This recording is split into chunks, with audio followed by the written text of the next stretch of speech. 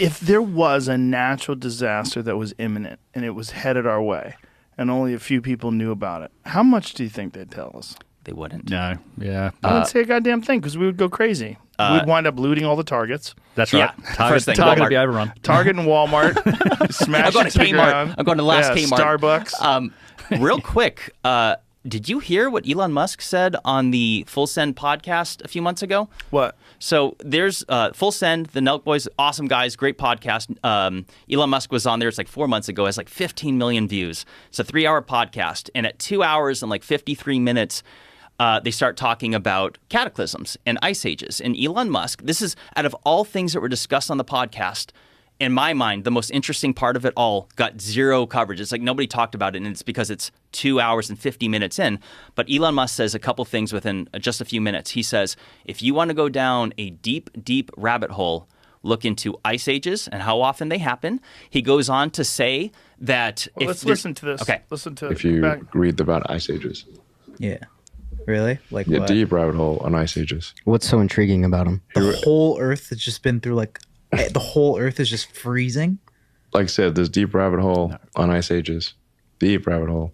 Where should we There's go? so many. I guess, Wait, there's so many what? Wikipedia or Wikipedia. Encyclopedia of Canada. Give us like a little Canada bit of a tidbit of it. Yeah, why do you love it? What I love it. I mean, I think it's just interesting So interesting. That's that crazy. that how much Earth's climate has changed, and even where the magnetically where the poles are has shifted over time. So, anyway, there's also been times where in the past where our galaxy has like collided with another galaxy. That probably threw things for a bit of a loop at the time. What, is there like a conspiracy when it comes to ice ages or anything like that? Or is Not really, no. Oh, okay. When was the last ice age? How long ago was that? Well, we're technically in sort of an ice age right now, although it depends on what you call an ice age. What happened to global warming? Wait, but yeah, how so? Like, what defines an ice age at that point? Global warming's Like I not said, like it's cool deep anymore. rabbit- Elon, it's, is it? it's a deep rabbit hole. What do you do when you go down a deep rabbit hole, though? Is it YouTube videos, books, or how do you educate yourself on Basically, this? go all over Wikipedia? the internet and books and clicking around the internet, googling Wikipedia, YouTube, whatever. So Twitter can be interesting. I think there was probably something significant that happened at the in the last ice age, because we don't see any evidence of writing.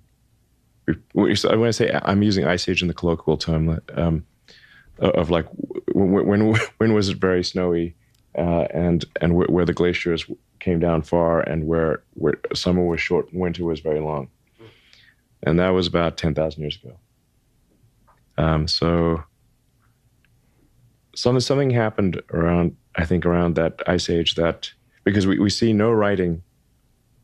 No writing before that ice age, and we start to see writing pop up in multiple places on Earth after the most recent colloquially termed ice age. So, yeah. But like I said, there have been times when Earth has been extremely tropical and where it's been a snowball. But these tend to occur over very long periods of time. The global warming thing we're talking about here. That's about it. He knows. For such an unbelievably smart individual and as rich and powerful as he is, I look at these topics that we're into, cataclysms, Younger Dryas, lost ancient technology. Magnetic poles. That's the one thing. I would the like to dive scary into one. that. Yeah. I watched a video on that this morning, the Adam and Eve video. Oh yeah, the Chan Thomas thing. Jesus Christ. That's an interesting one. And Is that how much of that is agreed upon? That there could be a time where the magnetic poles actually shift. So this is science. They say that the last one was like 778,000 years ago, and we're like something like 200,000 years overdue. But the Adam and Eve story, the theory of that is that it happens in cycles of 6,500 years, and that it's a 90-degree flip, but 6 days later, or on the seventh day, it corrects itself. The planet flips, not just correct. It's a planet flip 90-degree, and that because of it, the Earth essentially does a standstill. The sun will basically stay in the same spot, causing heating like we've never experienced, and that the wind and the waters continue with their momentum. Because essentially the wind travels at approximately 1,000 miles an hour at the equator. So the theory is that when that event happens, it's going to be cataclysmic. And here's the wild thing is that in that document, it says a continental-sized tsunami being 2 miles high. Well, I showed you the Emikusi volcano in Africa in the Sahara, which is at 11,300 feet, that has salt as well as evidence of gastropods, sea life. That's 2 miles high. Yes. And I'm like, it would make a lot of sense. Like if you look at the Bible and involving like Revelations and it's saying like 6 days. 6 days on the seventh day, God rested. In that document, it says 6 days things start simmering down a bit, and by day 7 things are starting over new. So, what's the science behind this complete reversal of the magnetic poles? So, real quick, this is the part that sets me off about this is that any article you ever read on this, it makes it crystal clear that this will not be apocalyptic. Maybe we'll potentially have some satellite communication issues that could affect our power grid and telecommunication systems, and that's going to be unfortunate. But don't worry, it's not a doomsday. I'm like, okay, first of all, if the grid goes down, that is doomsday. But number 2, they don't know what they're talking about because they claim that the geomagnetic pole shift is because of the interior, whether it's the iron core or whatever it is, the molten core, does a shift, and because of it, that's why the compass will flip.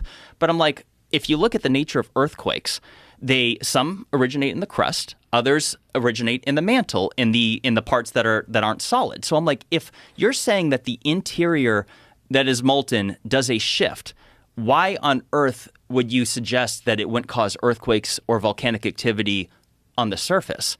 So I feel like every article I ever read on geomagnetic pole shifts, they go out of their way to say, don't worry, it's fine. And I'm like, but yet the evidence shows that it's accelerating.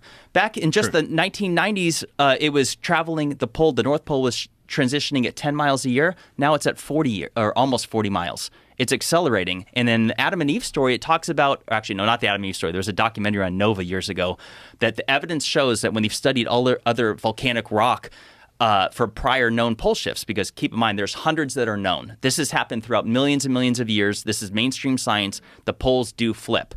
But it's not that the Earth flips over. It's that the inside core does, and so your magnetic compass will flip. Like what causes it? So whatever that molten core is, it does a shift inside. It allegedly happens in cycles, and we're long overdue. And when it happens, the other theory is that the Earth's shields will be diminished